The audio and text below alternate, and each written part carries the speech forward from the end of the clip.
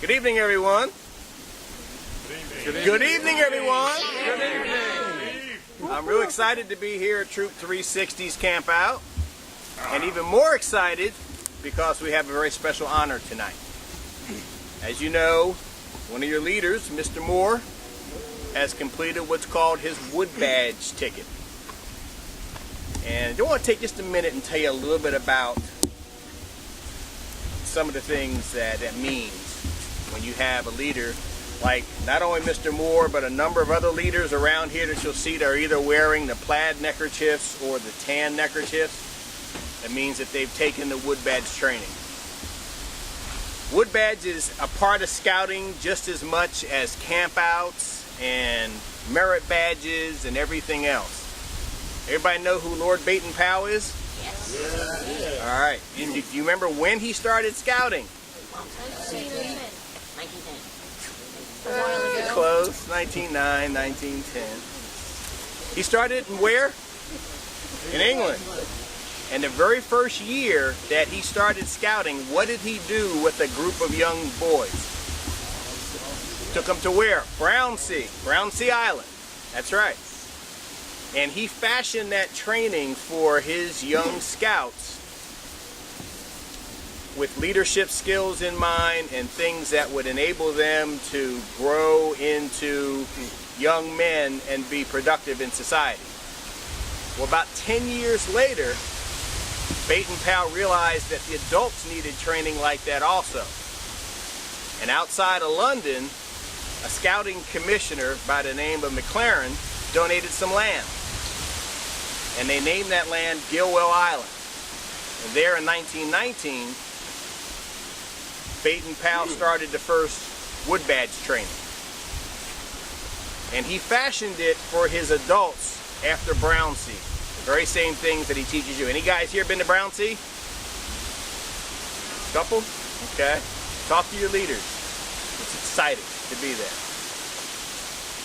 But woodbadge is what he put together for the adults, to give them the tools that they need to help you to grow into the young men and adults that you want to be. It's more than just teaching you how to camp and how to light fires and how to tie knots and how to earn merit badges. But it's about how to become leaders. You heard the songs that we sang tonight as we retired the flags. We're honoring this country and all the men and women that have served it. Many of those people that are in the military were scouts. My youngest son, who's an Eagle Scout, is in training right now in Texas in the Army. Many of our young men and women that are scouts and have gone on especially to be Eagle Scouts have heard the call. Brownsea was for the youth. Woodbadge was for the adults. It was 6 days of training. We grabbed him out of bed 6 o'clock in the morning on Friday and kept him up until late in the evening on Sunday, 2 weekends in a row, and provided a variety of different things to help you guys. He didn't do it for himself. The whole idea with woodbadge is to help Rick to become a better leader for the youth here. When he finished that training, he was just starting. He had what was called a ticket to complete. And now that he's completed that ticket, his woodbadge training is complete. So tonight, we honor him for that completion. And we have some emblems that we use. Can you move your neckerchief, please? First, I will ask him to remove the plaid neckerchief, which was fashioned after the McLaren tartan, which was like their family colors in England. And they made the woodbadge scarf for those that were going through training out of that material. They took a small patch of that material to put on the brown neckerchief that became the woodbadge neckerchief for those who completed their ticket.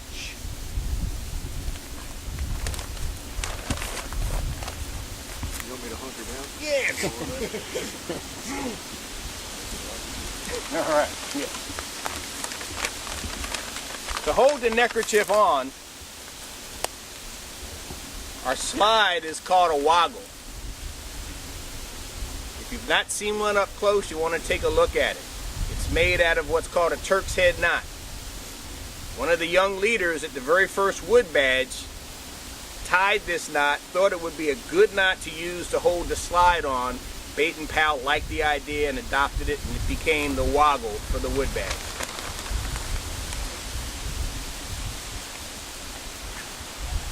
As Rick and the other gentlemen and ladies who will tell you who have gone through woodbadge, they got to tie one of these. Well, at least try.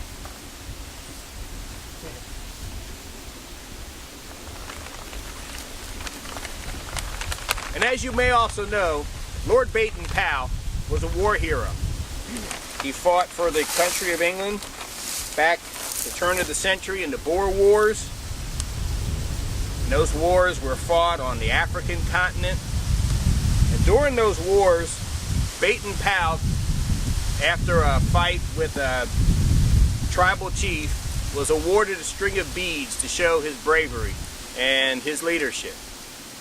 And Bait and Pal liked those beads, and so he used those in the woodbadge program. He took 2 of the beads, put them on a lanyard to form the woodbadge beads. And at each woodbadge, we give those beads to every member that has completed the program.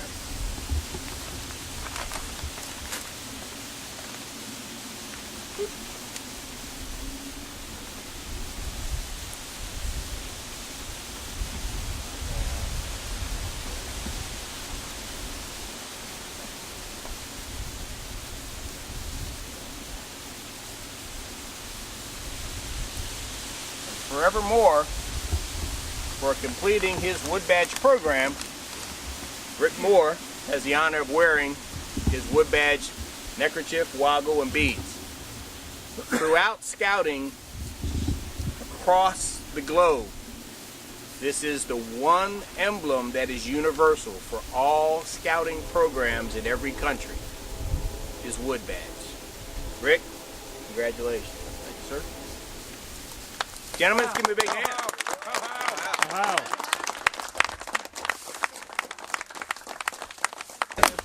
Back to Gilwell, happy land.